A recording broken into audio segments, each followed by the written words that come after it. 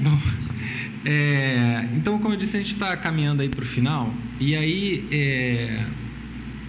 a ideia agora é um pouco fazer um shake de tudo isso que a gente viu aqui e tentar colocar todos esses elementos, a demanda, o papel da distribuição, o efeito acelerador, os determinantes da produtividade, o crescimento das exportações e o seu impacto, tudo isso para tentar entender a dinâmica de crescimento de uma forma mais efetiva.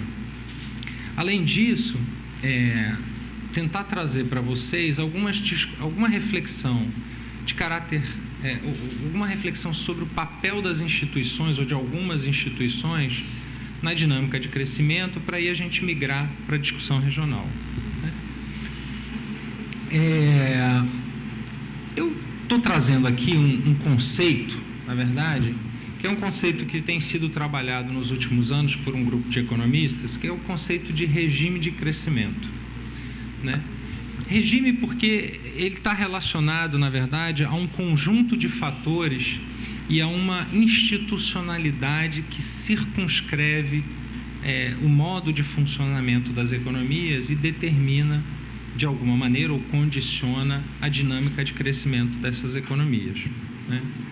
Eu acho que eu não tenho a definição. Cadê a definição? Não, está ali a definição.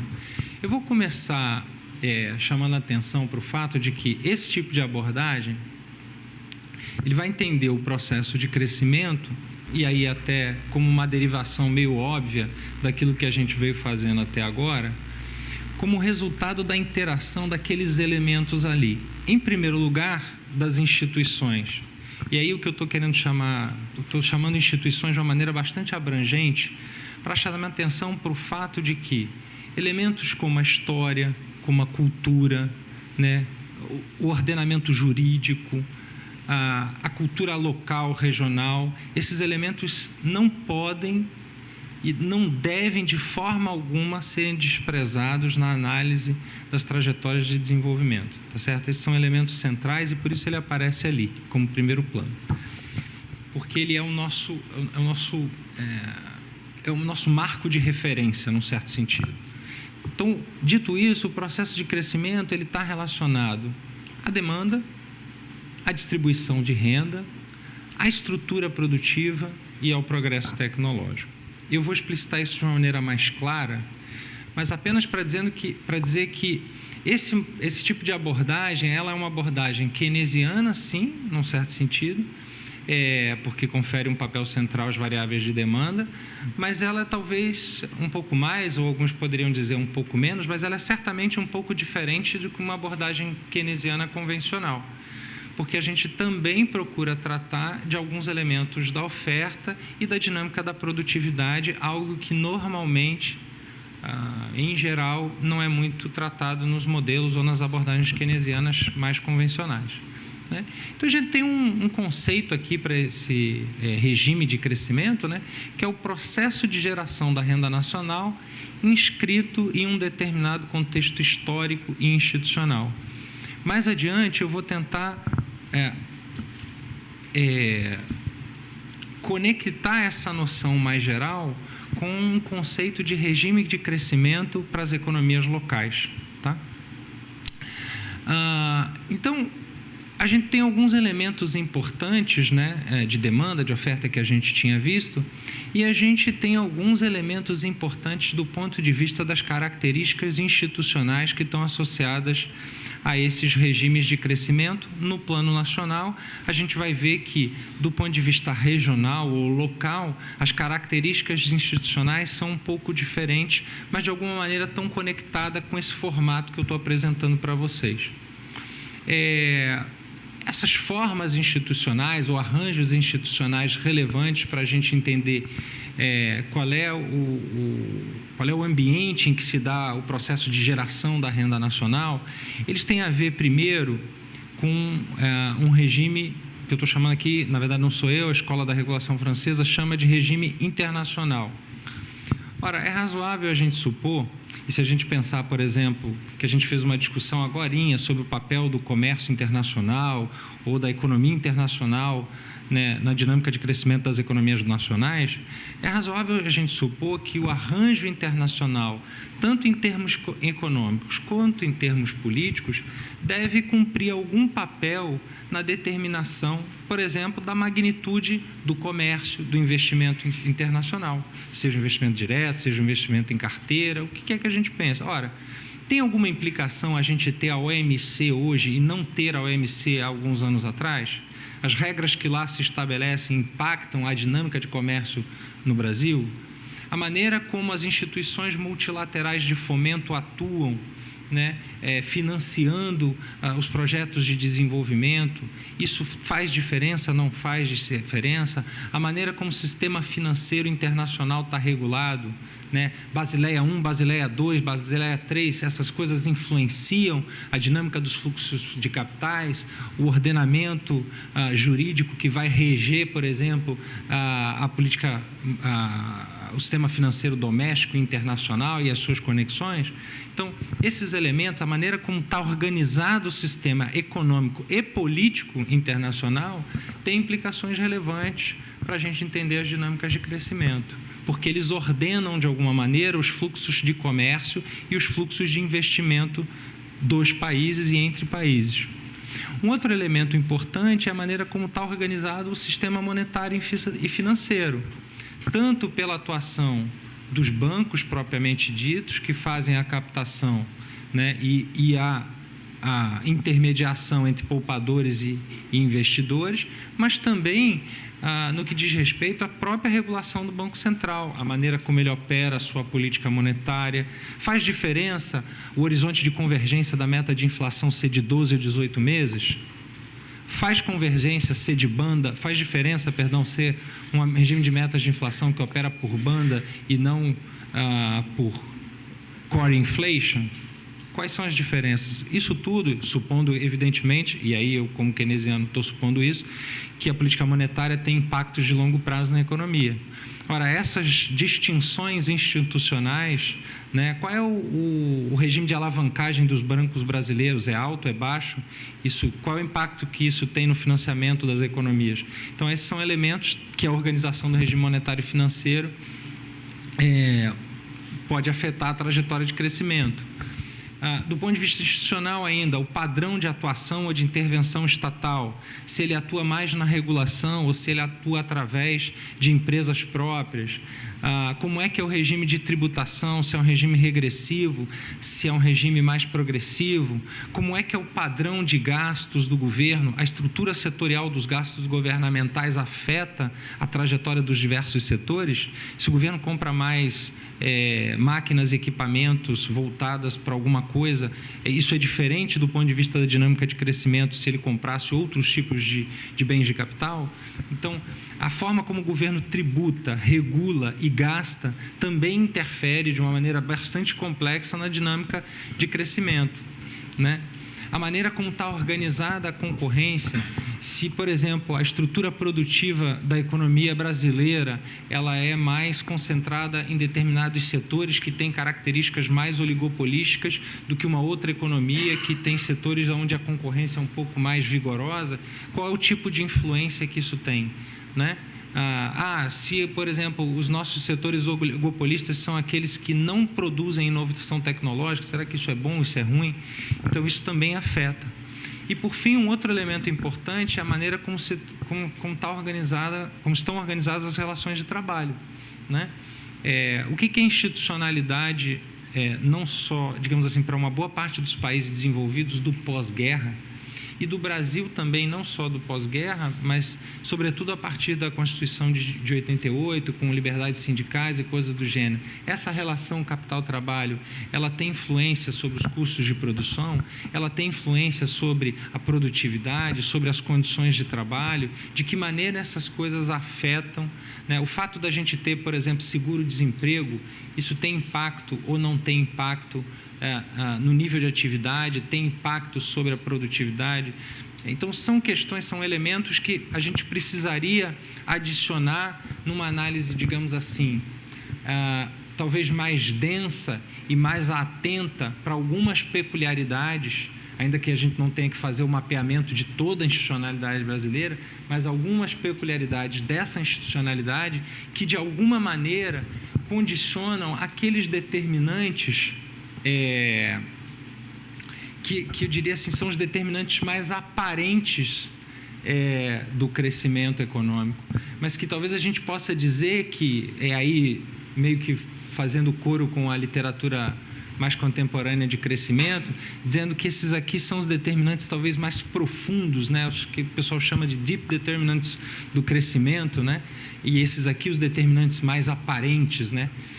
Bom, então esses são elementos institucionais muito importantes para que a gente entenda essa dinâmica de crescimento. Mas para além de mostrar quais são os determinantes aparentes e esses mais profundos, uma vez que relacionado a variáveis institucionais, cuja mudança é muito mais difícil e leva muito mais tempo, existe também um elemento interessante de pensar o horizonte temporal do qual a gente está falando, né? Quando a gente está falando assim, modelos de crescimento, a gente está falando do crescimento desse ano para o ano que vem, a gente está falando do crescimento dos próximos 5 anos, a gente está falando do crescimento dos próximos 50 anos, e para cada um desses horizontes, ditos assim de forma arbitrária, na verdade, escolhi aqui períodos de tempo arbitrário, mas para cada um desses horizontes, que a gente poderia chamar de curto, médio e longo, o que mais influencia? São esses determinantes mais aparentes ou são esses mais profundos? E dentro deles, quais são os mais relevantes, né? Então, eu estou fazendo uma aposta aqui, e aí é de fato uma aposta, isso não é consolidado na literatura, é uma tentativa para analisar do ponto de vista macro e uma tentativa para fazer a interação também com a discussão regional. Então, eu estou tentando apontar aqui, né, esses 3 horizontes de tempo e dizer que para cada horizonte de tempo a gente tem alguns elementos que são mais relevantes que outros. No curto prazo, as características institucionais que a economia tem, elas estão dadas e elas dificilmente mudam. O que não quer dizer que elas não tenham um impacto sobre a nossa dinâmica, né? É a partir dessas características, como é que é o nosso sistema de inovação? Como é que a gente suporta o processo inovativo no Brasil? Isso faz diferença? Talvez faça, né? Eu acho que faz.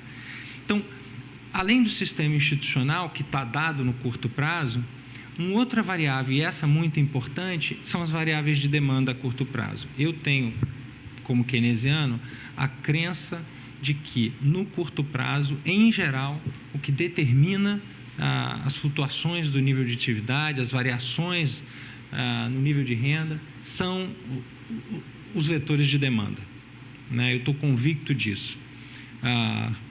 Posso ser criticado, sou criticado lá no IPE muitas vezes por alguns colegas, mas eu estou convicto de que o problema da crise brasileira atual é um problema de demanda, que se manifesta em algumas variáveis de demanda, mas eu estou convicto disso, não tenho dúvida quanto a isso. Bom, mas se é verdade falar isso para o curto prazo, o regime de demanda ele perde um pouco de importância relativa quando a gente está olhando horizontes mais longos, né? E aí, ainda que ele faça parte dos determinantes no médio prazo, a gente precisa incorporar aquilo que a gente tem chamado de regime de produtividade, né? E eu vou explicitar mais adiante o que eu estou chamando por regime de produtividade. Mas, num primeiro momento, fica claro que diz respeito aos elementos determinantes do crescimento da produtividade, numa economia qualquer. Eu vou tentar explicitar, eu tenho alguns elementos que eu acho que são muito importantes para isso. E no longo prazo, você consegue tirar esse... Obrigado, cara. E no longo prazo, o meu longo prazo não é um longo prazo teórico. O meu longo prazo é o longo prazo das restrições do balanço de pagamento. E eu estou bastante convencido que, de fato, ou pelo menos a história me aponta para isso, que os processos de crescimento de economias em desenvolvimento ou economias subdesenvolvidas, eu não sei por que a gente perdeu esse conceito, né, de subdesenvolvimento. É um conceito que eu acho tão mais robusto, mais interessante do que em desenvolvimento, né? Parece um gerundismo, né? Como se fosse, né? Você está indo, mas não tem, né? E o conceito de subdesenvolvimento é um conceito preciso, mas, enfim, né? É mais palatável, né? O em desenvolvimento, né? Mas, enfim, eu acho que para economias como as nossas, de fato, na média da história, o processo de crescimento é abortado pelos problemas de restrição no balanço de pagamentos. Diga.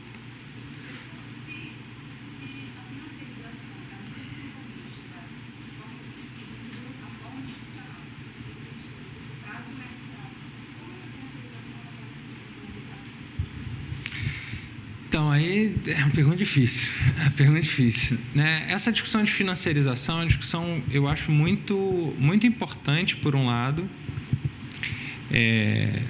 mas, ao mesmo tempo, trivializada por outro lado. Né? Por que eu estou dizendo isso? Né? Eu tenho um grande amigo meu, você conhece o Miguel Bruno? Então, o Miguel Bruno é o cara da financiarização. Ele adora a financiarização. E ele é muito versado, ele conhece muito do assunto. E ele está absolutamente convicto de que há uma financiarização no Brasil. E eu tenho, por exemplo, severas dúvidas de que haja financiarização no Brasil. Por que eu digo isso? Pelo menos para o caso brasileiro. Só fazendo um parênteses, a financiarização hoje virou um conceito análogo ao fordismo nos anos 80 nos estudos em ciências sociais aplicadas. Todo mundo via fordismo em tudo que era canto, né? Então, por exemplo, o fordismo no Brasil, o fordismo brasileiro, e eu sempre me questionei assim, mas o fordismo pressupõe a ampla difusão do assalariamento, né, como regra de remuneração. Cara, o assalariamento no Brasil e a monetização dessa economia não é tão difundido como nas economias do resto do mundo. Talvez se você pudesse falar que São Paulo era fordista nos anos 80, né?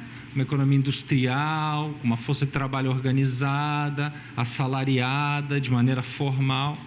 Agora, o resto do país, sei lá, talvez o Sudeste pudesse ser no limite, mas o resto do país, com regras de assalariamento tão precárias, eu tinha muitas dúvidas com relação a isso, né? Além do que, por exemplo, no caso dos estudos sobre financiarização, qual é a regra, ou pelo menos o que esses estudos têm apontado? A financiarização ela se dá por um canal muito específico, que é a conexão do mercado de capitais com as atividades produtivas, com as decisões de investimento. E o mercado de capitais no Brasil é bastante subdesenvolvido. Na verdade, ele é muito pequeno vis-à-vis as outras formas de financiamento da economia, como o sistema bancário, e principalmente os bancos públicos.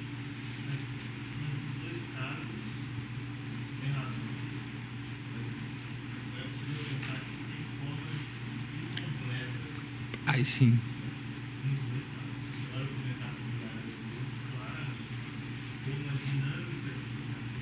Então, o Miguel Bruno, a aposta desse colega Miguel Bruno é justamente no mercado de dívida, né?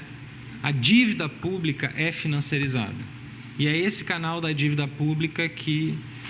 essa é uma boa hipótese, né? É uma boa hipótese.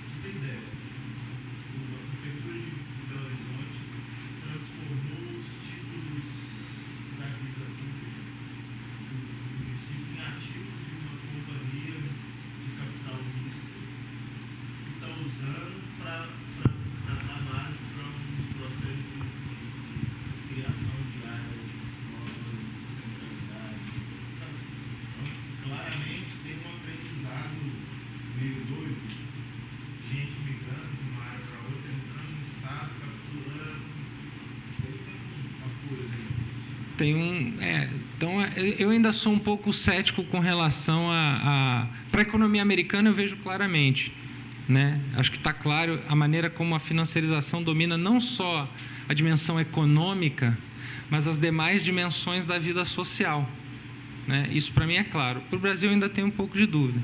De qualquer maneira, se a gente assumir que existe financiarização no Brasil, eu acho que tem, no curto e no médio prazo, o canal específico são os canais da demanda, né? A conexão do sistema financeiro e o financiamento do investimento, né? no curto e no médio prazo. No longo prazo, e aí tentando conectar com a discussão que eu estou fazendo do longo prazo, tá certo? O meu longo prazo é o limite do balanço de pagamentos. Quando bateu o limite lá, é o nosso longo prazo. Aí a gente tem que ver, só voltando aqui, que eu negligenciei na lei de Thurow os outros determinantes da taxa de crescimento, né? Eu supus que o câmbio não importa e eu supus que os fluxos de capitais não importam. Essa aqui é a lei de Thurow. Mas aí, se a gente for levar em consideração a financiarização, aí a gente tem que pensar um pouco mais. Porque aí, as dinâmicas financeiras, elas afetam tanto a taxa de câmbio nominal, para dizer o mínimo, porque o câmbio é um ativo.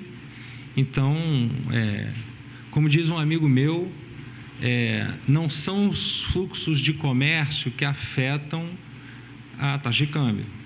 Por que não são os fluxos de comércio que afetam a taxa de câmbio? Porque não é o rabo que balança o cachorro, é o cachorro que balança o rabo. Então, o fluxo não pode comandar o estoque de riqueza, que, na verdade, migra de país a país, determinando o valor da taxa de câmbio. Então, não pode ser o fluxo de comércio, que é infinitamente menor do que o estoque de ativos financeiros, que se movimenta mundo afora, determinando as variações associadas, obviamente, à taxa de juros. Então, aí aqui a coisa pega. Como é que pega? Aí é uma avenida totalmente inexplorada de pesquisa mesmo para trabalhar. Mas, certamente, aqui tem um impacto e, certamente, nos fluxos de capitais. Quer dizer, inclusive, esse tipo de modelo aqui, só na minha resposta já me coloca um embaraço, porque a taxa de câmbio nominal não tem relação nenhuma com os fluxos de capitais, tá certo? Então, ela está aqui como uma variável exógena, porque facilita na modelagem, mas essa resposta já me coloca um embaraço e eu tenho que pensar de que maneira esse processo de financiarização, né? Vamos dizer o seguinte, vamos entender financiarização não só apenas como a importância que as finanças ganham no mundo contemporâneo, vamos restringir só ao aspecto econômico para facilitar, mas também há um movimento mais do que proporcional ou relativamente exagerado de descolamento daquilo que se passa nas finanças, e aí, para usar uma expressão velha, da sua base material, né? Então, há um descolamento das finanças da base material que leva muito tempo para retornar.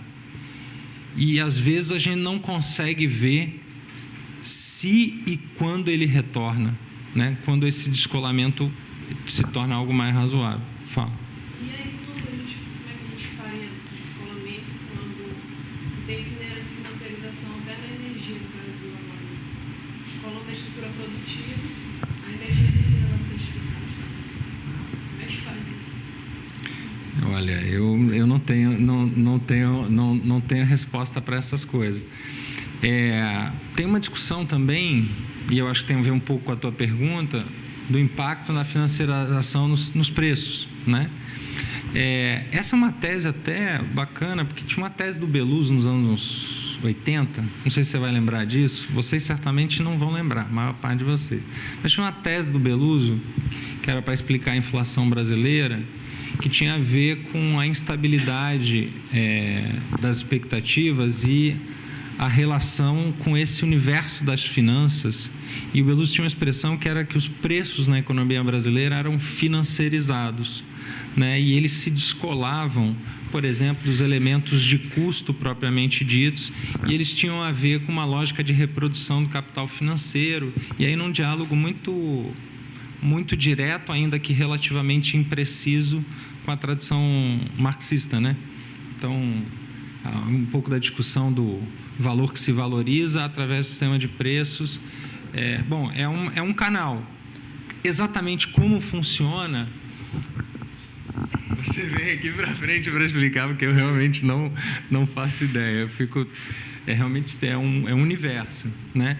E os estudos sobre financiarização no Brasil, quem gosta dessa temática, são ainda muito incipientes, muito incipientes. Eu diria o seguinte: se alguém vai começar a estudar financiarização, no caso brasileiro, pode começar a pegar tudo que o Miguel Bruno já fez na vida aí, porque está há uns 10 anos trabalhando sobre financiarização, tem vários textos, é uma boa referência para começar. Pelo menos para o caso brasileiro, e ele apontar as referências para o caso internacional. No livro que eu estou sugerindo para vocês, que tem um pouco a ver com essa minha exposição, tem uma seção, um capítulo desse livro que incorpora a financiarização nesses modelos neocaleiquianos, com regime, com demanda, com produtividade, com tudo. Então, lá tem uma discussão divertida sobre isso, né? Tem os modelinhos e tem toda uma fundamentação mais retórica mesmo, tentando mapear qual é a institucionalidade, quais são os canais, entendeu? Tem isso lá. Eu mesmo tenho um artigo na revista Economia e Sociedade 2013, em que eu faço a conexão entre os modelos de crescimento com demanda, com produtividade, modelos de restrição de balanço de pagamento e a financiarização. Também é uma sugestão de leitura. Tá? Mas eu acho que eu não consegui responder, eu enrolei vocês, mas eu não consegui responder porque eu realmente não sei. Mas, enfim, eu acho que, de alguma maneira, esses canais estão no câmbio e nos fluxos de capitais. Tá?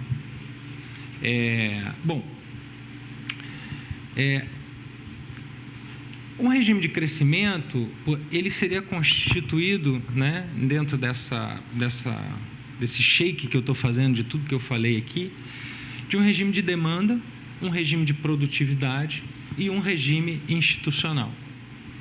O regime de demanda tem a ver com a distribuição de renda, mas não apenas a distribuição de renda, o padrão de consumo associado a essa distribuição de renda, né? Isso afeta, dependendo da composição do gasto, né? A gente sempre trabalha com modelos agregados, mas se a gente começar a desagregar esse modelo, por exemplo, a gente vai ver que os multiplicadores, dependendo do tipo de gasto, são diferentes na economia, seja para o gasto do consumidor, seja para o gasto do governo. Né? Então, na verdade, o padrão de consumo é muito relevante para a gente entender não só o impacto na demanda direta, mas também para aquilo que a gente importa. Né? O padrão de consumo é muito relevante. Eu costumo dizer que a gente vive no Brasil, por exemplo, hoje, um problema do furtado invertido. Porque o Furtado dizia que o problema do padrão de consumo, digamos, num certo sentido, no Brasil, nos países subdesenvolvidos, é o consumo conspícuo das classes da burguesia, das classes de renda alta. Só que, na verdade, por exemplo, o cara que é pobre e teve um pequeno aumento de renda, ele consome tanto celular e tanto produto de alta intensidade tecnológica, né, quanto supunha o furtado à sua época com os produtos que ele considerava mais nobres, digamos assim, né? Então, a gente vive esse problema porque a elasticidade de renda nossa é muito alta e a gente demanda cada vez mais, né, produtos de alta intensidade tecnológica, seja o cara que está no topo da distribuição, seja o cara que está na base da distribuição. Então, o padrão de consumo é importante, o investimento, por definição, pelos seus impactos na demanda, mas a gente vai ver que ele também é importante pelos seus impactos na oferta. A forma de atuação do governo, como eu disse, isso constitui o regime de demanda. O que é melhor? Tributar mais, tributar menos, por exemplo, num modelo keynesiano, tributar menos ou gastar mais? Se tributar menos é melhor, tributar o quê? Se gastar mais é melhor, gastar em quê? Essas coisas fazem diferença. A especialização produtiva e a inserção e o tipo de inserção internacional. Por que eu estou chamando a especialização produtiva aqui no regime de demanda? Porque, num certo sentido, é a estrutura produtiva que condiciona aquilo que a gente exporta. Quando eu falo especialização produtiva e inserção internacional, estou chamando a atenção, na verdade, para o saldo da balança comercial. É isso que eu estou querendo dizer. Estou chamando com um nome diferente, mas os condicionantes da saldo da balança comercial dependem, de um lado, da nossa estrutura produtiva e, de outro, dos mercados que a gente consegue acessar no nível internacional. Isso tem a ver com regra de comércio, tem a ver com uma série de coisas. O regime de produtividade. Eu costumo dizer o seguinte: o regime de produtividade é composto de dois elementos centrais. Algo que, para fazer uma analogia com os neo-schumpeterianos, eu estou chamando de sistema social de produção e inovação, eu tenho uma crítica aos neoschumpeterianos já de longa data, que é a ideia de que Sistema Nacional de Inovação me parece um conceito bom, mas excessivamente restritivo, porque não inclui, pelo menos não da maneira que eu acho que é mais adequada, a estrutura produtiva vigente e os impactos que isso tem na dinâmica econômica, né? Às vezes eu posso estar fazendo uma leitura vulgar dos neoschumpeterianos, mas me parece que, por vezes, o conceito de Sistema Nacional de Inovação ele não tem a força que ele poderia ter para contribuir, sobretudo, para países que não vão trabalhar na fronteira do conhecimento, do progresso tecnológico. Esse sistema social de produção e inovação, então, ele depende, como eu disse, da estrutura produtiva, do marco regulatório associado a ela, sim, do incentivo à pesquisa e desenvolvimento, e aquilo que o Moses Abramovich chamou de social capabilities. E aí eu estou chamando a atenção, sobretudo, para o fato de que a gente não vai atuar na fronteira, como eu estava te falando há pouco, ou pelo menos essa é a minha aposta, mas a gente precisa, países em desenvolvimento, eles têm condições de fazer um catching up, né, um emparelhamento com as economias mais avançadas, a partir de uma apropriação das tecnologias maduras que estão disponíveis. É mais barato fazer isso, é mais rápido fazer isso. Mas, para fazer isso, depende de um conjunto de capacidades sociais que tem a ver com educação, com treinamento vocacionado para o trabalho, em alguma medida, e outras instituições que permitam a apropriação adequada e a adaptação das tecnologias maduras à realidade institucional e social brasileira, ou dos países em desenvolvimento. E a extensão dos mercados e a safra de investimento. Ora, o regime de produtividade depende lá daquela função de progresso tecnológico do Kaldor, que associa o crescimento da produtividade com a acumulação de capital. E ela depende também do quão rápido a economia cresce, porque isso implica o aumento da diversidade de atividades econômicas e do aprendizado, que tem impacto sobre a produtividade. E, por fim, a gente tem aí um regime institucional, né, que é a matriz institucional que dá formato e magnitude a cada um dos sub-regimes aqui expostos e estabelece a conexão entre eles. Tá? Só para tentar dar uma carinha para esse regime de crescimento, né? A gente tem um regime de demanda aqui, a gente tem um regime de produtividade.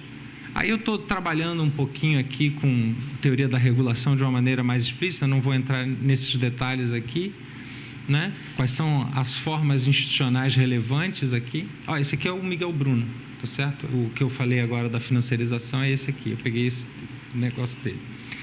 E alguns elementos que podem ajudar a gente a entender a dinâmica de crescimento aqui, né? Como que o regime de crescimento ou o regime de acumulação, como a Escola da Regulação Francesa gosta de falar, é determinada pela interação desses dois regimes. Tá? Só para dar um visu nesses regimes, né? A gente tem um regime de demanda, um regime de produtividade. A produtividade cresce de acordo com o sistema social de produção e inovação. Então, aqui dentro desse alfa zero, está o quê? Está a estrutura produtiva, está o incentivo a P&D, está, né, a social capabilities, que eu falava há pouco, e depende da taxa de crescimento do produto, por exemplo, a extensão dos mercados que a gente falava. Quer que eu termine ou você quer... E um regime de demanda, né? Um regime de demanda que conecta, de um lado, a taxa de crescimento às diversas variáveis de demanda e, de outro, a uma conexão também, que eu não vou fazer explícita aqui, mas vou fazer mais adiante, esse regime de demanda com o próprio crescimento da produtividade. Lembrem que no modelo de Thurlow e Dixon, a produtividade entra como um canal importante na determinação das exportações. Então, portanto, ela também afeta, por conta dos custos de produção e da taxa de câmbio real, ela também afeta a dinâmica da demanda, né? Então, você tem um regime de demanda que pode ser profit-led, ou seja, o produto cresce de acordo com a produtividade, positivamente relacionado, e um regime de demanda que pode ser wage-led, né? Ele está inversamente relacionado à produtividade, né? Supondo que os salários estão crescendo mais rápido que a produtividade aqui. Tá? Aqui é uma brincadeira com os deslocamentos dessas curvinhas, quando é wage-led, quando é profit-led, mas eu não vou explorar isso muito aqui, é só para a gente ter uma visualização, digamos assim, esses conceitos que estão todos associados àquilo que a gente viu até agora, combinando Maduro e Marlin com o Kaldor, tá certo? Essa é um pouco a ideia, fazendo regimes de demanda e de produtividade. Fala.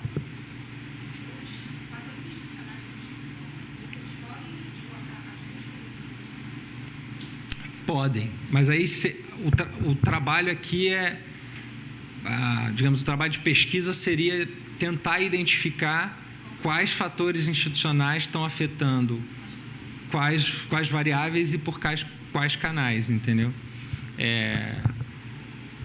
Isso é verdade, ele poderia deslocar as duas curvas, sim, né, dependendo do que você tem. Né, tem, digamos assim, elementos institucionais que afetam tanto a demanda quanto a oferta, então a gente poderia ter, sim. Oi? Também poderiam ter. Um deles eu vou mostrar a participação dos lucros na renda, não é institucional, mas a participação dos lucros na renda ela pode ter um efeito tanto sobre a demanda quanto sobre a produtividade. Eu vou chegar lá rapidinho. Bom, chegamos à economia regional. E, assim, peço desculpas por a gente ter demorado tanto para chegar na economia regional e, obviamente, é uma pincelada sobre o que eu posso dizer sobre a economia regional, porque, na verdade, o meu lugar de origem é a macroeconomia e a economia regional é o lugar onde eu estou querendo chegar. Então, eu também não conheço tanto sobre a economia regional, mas o que eu conheço eu consigo estabelecer algumas conexões entre o que a gente viu até agora. A pergunta que fica, bom, a gente viu um curso de macro, bacana, legal e tal, mas o que isso me ajuda a entender a minha realidade local aqui da Amazônia, do Pará ou de outras regiões, né? E aí eu estou chamando aqui para o primeiro diálogo algumas questões importantes. A primeira está relacionado à própria definição de arranjo produtivo local e de que maneira essa definição de arranjo produtivo local me inspira a fazer uma conexão com o que a gente discutiu até agora. Mas, mais precisamente, no que a gente discutiu sobre os regimes de crescimento. Essa pequena passagem que a gente fez agora sobre os regimes de crescimento. Eu vou tomar a liberdade de ler aqui essa definição. Essa definição está na rede SIST, tá? O que são arranjos produtivos locais? Aglomerações de empresas localizadas em um mesmo território. E aí vem uma questão extremamente importante, que apresentam especialização produtiva e mantém vínculos de articulação, interação, cooperação e aprendizado entre si e com outros atores locais, como governo, associações empresariais, instituições de crédito, ensino e pesquisa. Então, essa é uma definição uma definição padrão de arranjo produtivo local. E uma outra definição importante que vai ajudar a gente a compreender que conexão é essa, a economia local como resultado da interação horizontal entre diversos EPLs e de sua conexão vertical às economias nacional e global. Poderia até ter feito uma mediação adicional aqui, dizendo que e de sua conexão vertical às economias regionais, economias regional, nacional e global, né? Bom, então qual que é a proposição, qual que é a proposta de diálogo entre o que a gente viu aqui e essa forma de pensar o regional por meio dos APLs e das economias locais? A proposta é a seguinte: se for possível proceder à articulação entre o valor adicionado do conjunto de APLs e o da economia como um todo, ou seja, se eu puder entender que, na verdade, o macro deriva do regional, é isso que eu estou dizendo em última instância, né? Não existe o macro enquanto tal, existe o macro como síntese ou como resultado das interações daquilo que se passa no plano regional ou local. Então, é possível, pelo menos teoricamente, usar o arcabouço teórico dos regimes de crescimento que eu estava utilizando para o plano nacional, feitas algumas mediações e algumas correções, para entender a dinâmica de crescimento local das regiões. Então, essa é a proposta de articulação, né? Então, aqui a ideia do arranjo produtivo local como a unidade básica de análise desse elemento, que vai se conectando a outros arranjos produtivos locais na Constituição, daquilo que se chama economia local, que por agregação, mas mais do que por agregação, por interação, né, se conecta a uma economia regional e que dá sentido e inteligibilidade para a economia nacional, tá certo? É muito estranho quando, na verdade, hoje em dia, isso para mim está muito claro, e em parte eu posso dizer com muita satisfação que uma parte desse entendimento veio por meio do Chiquito, de que não faz nenhum sentido você desenhar uma estratégia de desenvolvimento regional se essa estratégia de uma estratégia de desenvolvimento nacional, se essa estratégia não é devidamente articulada com a maneira como as atividades econômicas se distribuem, se conectam e se desenvolvem no território, tá certo?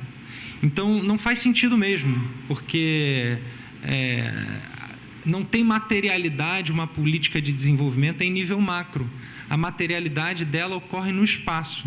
E se a gente não compreender as interações disso no espaço, a conexão com as instituições em nível local e regional que circunscrevem essas atividades, a gente perde muito da capacidade de compreensão do que vai acontecer com a economia no nível nacional, né? E essa talvez seja uma deficiência de quase todos os governos nos últimos... Talvez, para fazer justiça, talvez os militares tivessem, em alguma medida, uma perspectiva melhor do que se tem feito em alguma medida sobre isso. A falta de integração das políticas no plano regional é bastante sintomática, a despeito de muitos esforços também, sem desmerecer os diversos governos que sucederam a ditadura militar, mas a despeito dos diversos esforços, na melhor das hipóteses, a gente pode falar que essas políticas são mal coordenadas, com pouca conexão entre si, enfim. Pelo menos é assim que eu percebo, né? Bom, então, a partir dessa proposta de conciliação, a gente poderia, então, seria lícito, né, acho que seria legítimo dizer que eu posso propor um conceito de regime de crescimento local, né? E aí fazendo os devidos reparos, né? O regime de crescimento como resultado da interação das instituições, mas aí essas instituições a gente tem que entender de uma maneira mais ampla de um lado, né?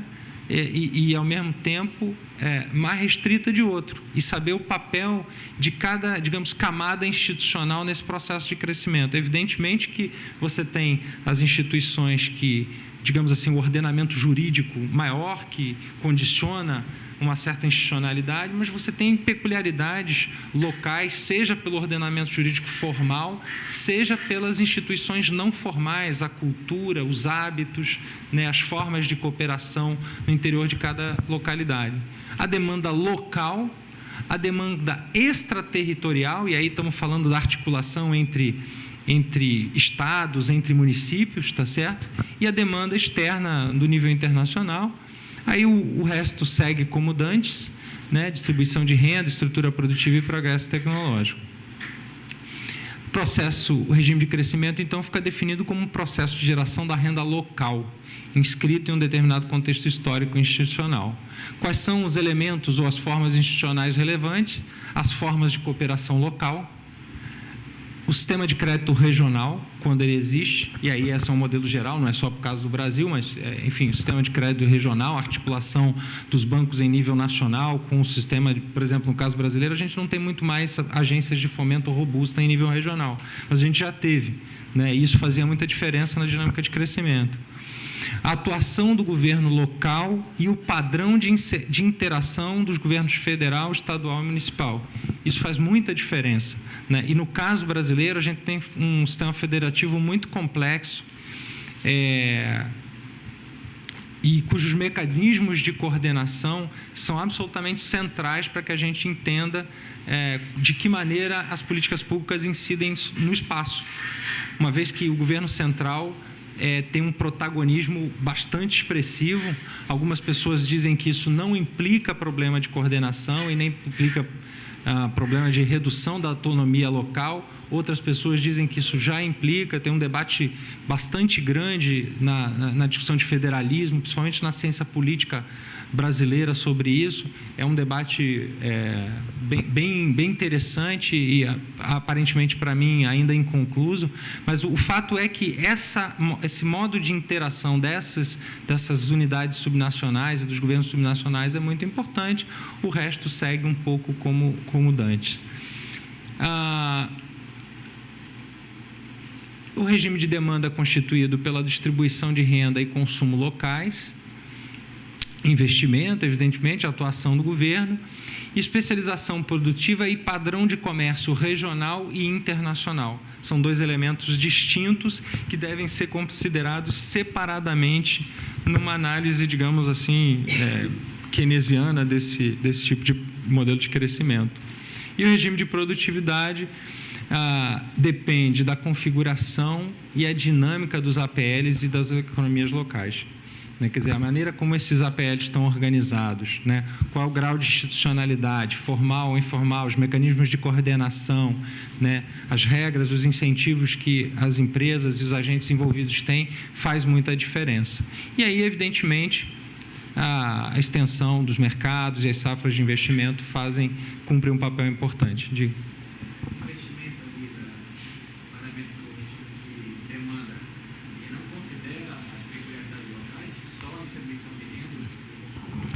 Eu, evidentemente, estou falando dos investimentos. Como a gente está falando da demanda, o impacto é o investimento local, certamente. É ele que a demanda incide localmente, é o investimento local. Ainda que você possa ter o investimento na região A que influencia na região B, mas isso vai aparecer por meio do padrão de comércio interregional, tá certo?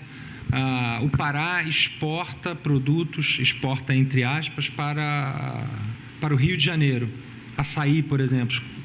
Os cariocas são grandes consumidores de açaí. Então, vocês exportam açaí para o Rio de Janeiro e importam outros produtos do Rio de Janeiro, desse ponto de vista. Então, se alguém faz um investimento num estado contíguo ao Pará, pode ser que isso tenha impacto no Pará, certamente, mas terá impacto por meio das exportações regionais do Pará e das suas importações regionais para esse estado contíguo.